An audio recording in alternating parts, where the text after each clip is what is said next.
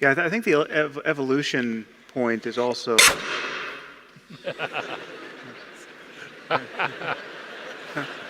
Don't do that again. Bless you. Thank you.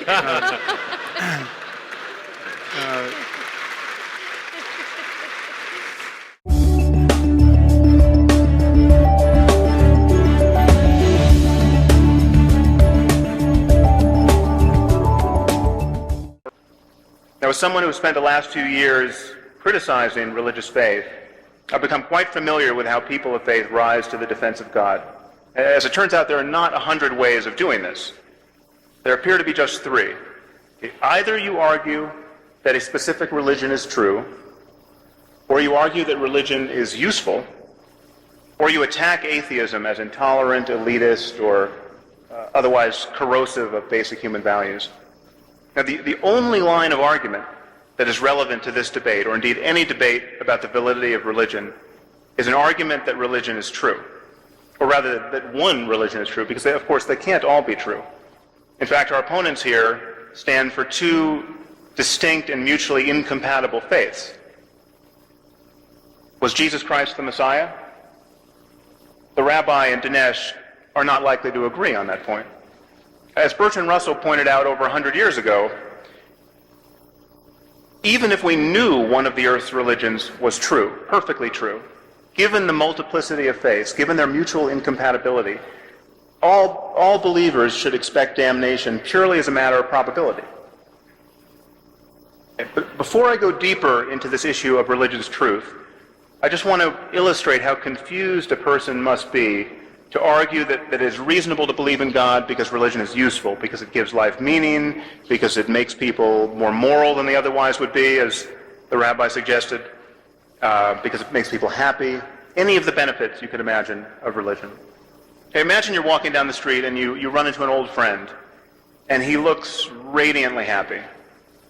You ask him what's going on in his life, and he tells you that everything changed for him the day he realized that he was destined to marry Angelina Jolie.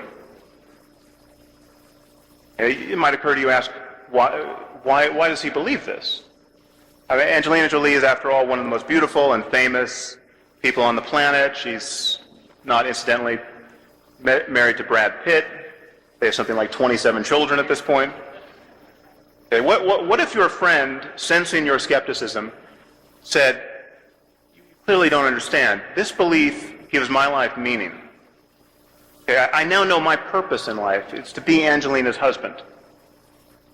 What if your friend said that this belief has made me a better person? I'm now incredibly kind to children, anticipating having to raise Angelinas once Brad leaves. Or what if your friend said to you, you can believe whatever you want, but I wouldn't want to live in a universe where I don't marry Angelina Jolie. Okay, it should be quite clear at this point that your friend has lost his mind. Okay, and it's probably a dangerous person, and yet this is precisely the kind of talk that so often passes for wisdom in religious circles and may attempt to pass for wisdom here. Certainly the morality argument is of that sort. Beliefs are not like clothing. Okay? Comfort and utility and attractiveness cannot be our conscious criteria for adopting them. To believe a proposition, you have to believe that you have good reasons for believing it. And the effect that this belief will have on your life cannot be among those reasons. And this is what it is to be clouded by bias. This is why we have phrases like wishful thinking and self-deception.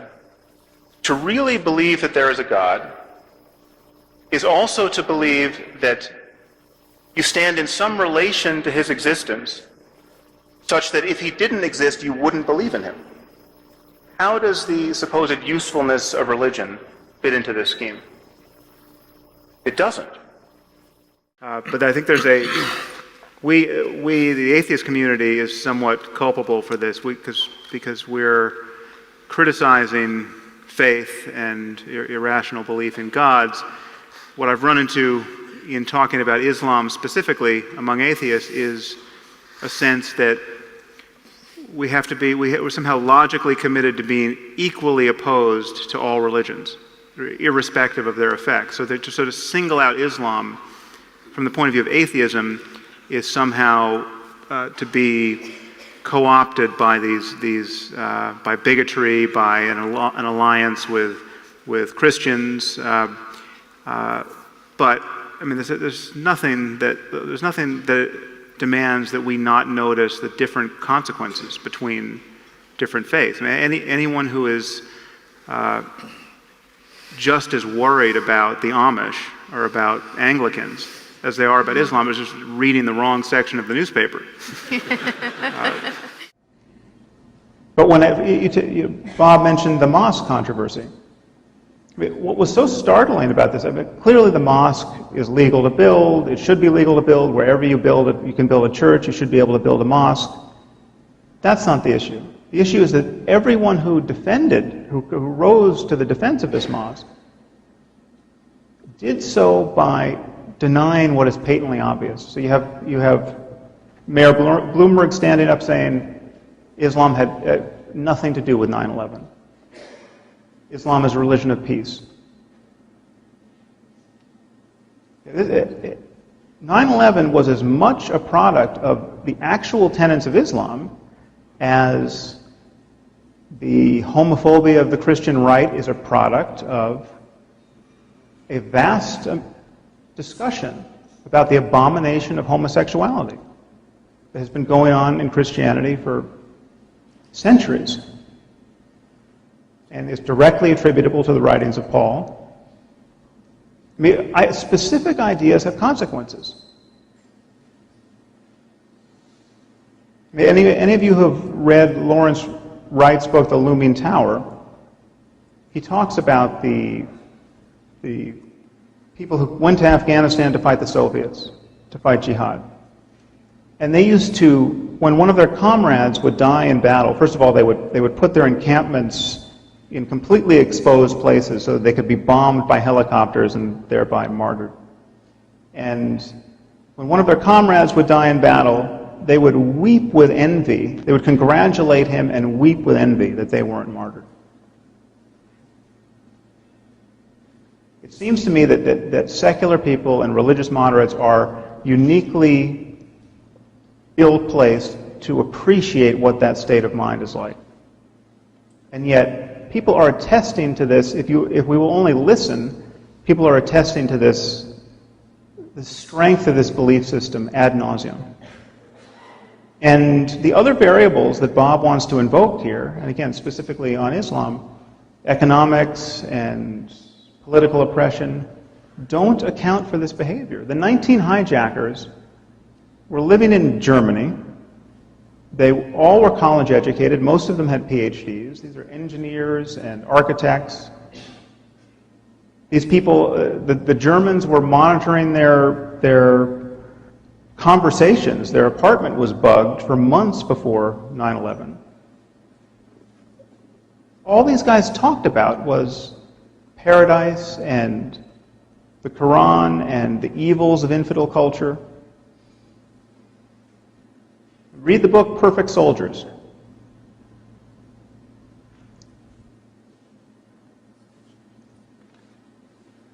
So the problem we have is that we desperately want to believe that everyone views the world the same way, and if we could just moderate our behavior, all of our enemies would disappear. It'd be so much easier to imagine that we made our enemies.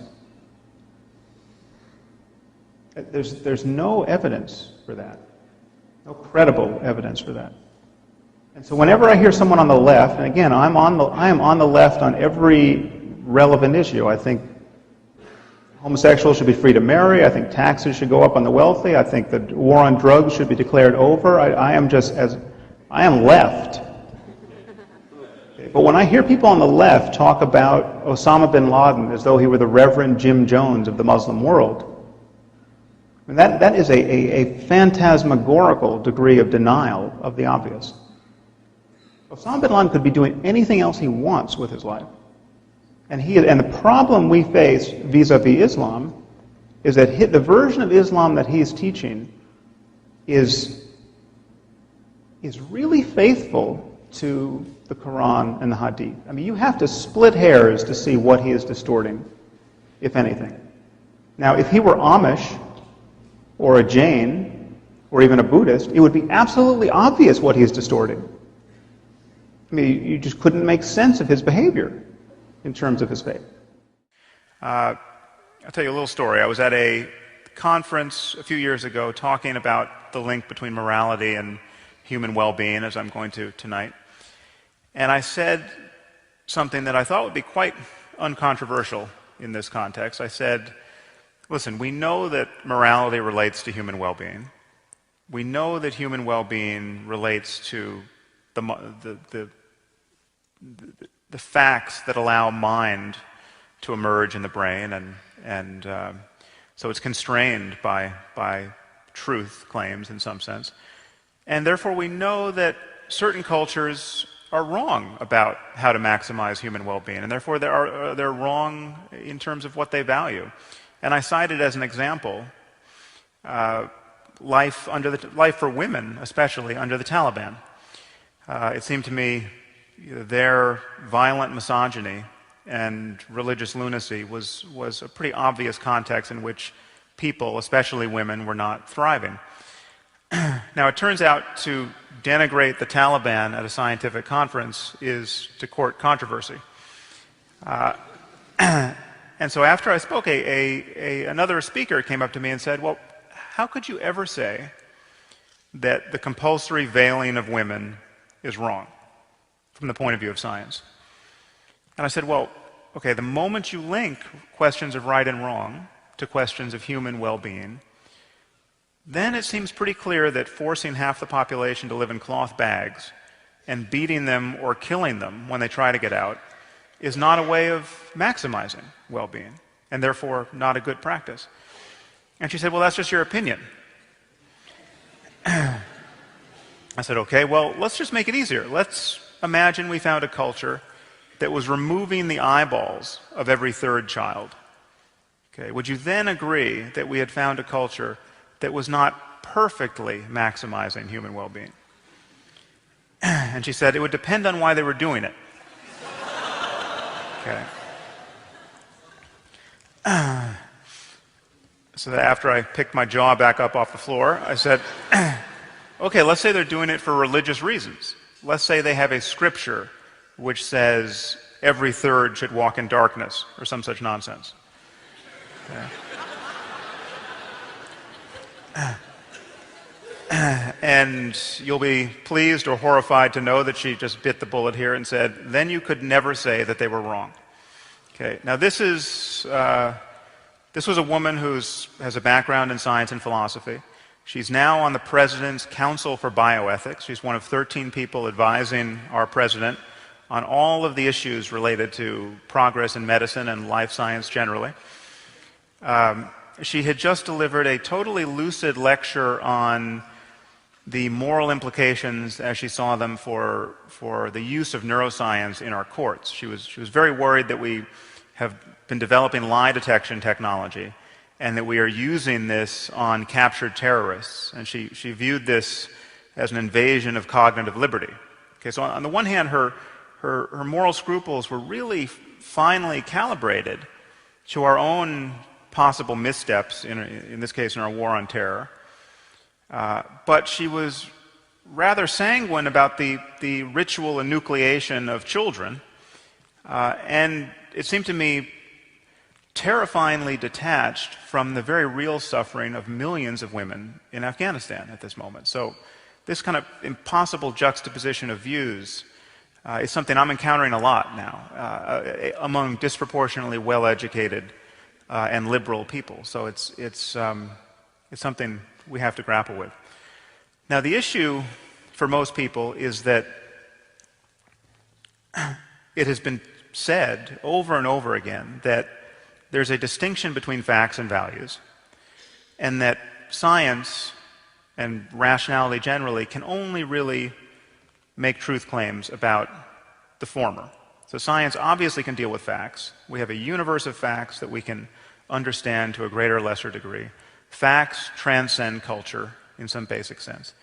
But it's thought that values are another thing entirely. Values are the domain of questions of right and wrong and good and evil, and inconveniently for us, this is the area where the most important questions in human life arise.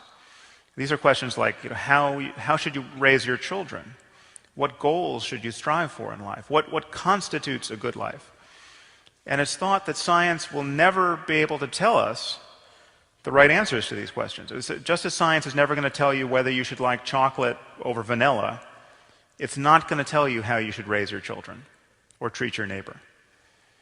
Now, I think this is an illusion. I think this is quite confused. And it's a dangerous illusion, for as I said, it erodes the conviction of very smart people in the face of really barbaric practices which occasion needless human misery. We define physics as, loosely speaking, our best effort to understand the behavior of matter and energy in the universe. So it's defined with respect to the goal of understanding how matter is going to behave. Now, anyone else is free to define physics in some other way. I mean, a creationist physicist could come into the room and say, well, that's not my definition of physics. I want my physics, I want to simply match the book of Genesis. And we are free to exclude that person and say, well, you really don't belong at this conference. That's not physics as we are interested in it. You're using the word differently. You're not playing our language game. That gesture of exclusion, in no sense, the fact that the discourse of physics is not sufficient to silence that guy, that person can't be brought into the conversation, doesn't nullify physics as a domain of right and wrong answers. And yet, on the subject of morality, we seem to think that the possibility of differing opinions, the fact that someone can come forward and say, well, no, my morality has nothing to do with human flourishing, it has to do with following, Sharia law, the fact that that position can be articulated, I hear people like Jonathan and certainly many philosophers saying, well, that proves in some sense that there's no there. This is all made up. This is not, we can't, the fact that you can articulate a different position is a problem for the whole field. And I think it's not. So I think we have, obviously we have an intuitive physics, and much of our intuitive physics is wrong with respect to the goal of understanding how matter and energy are going to behave in the universe. What I want to say is that most people, most of us, most cultures have an intuitive morality. And much of our intuitive morality may be wrong with respect to the goal of maximizing human flourishing.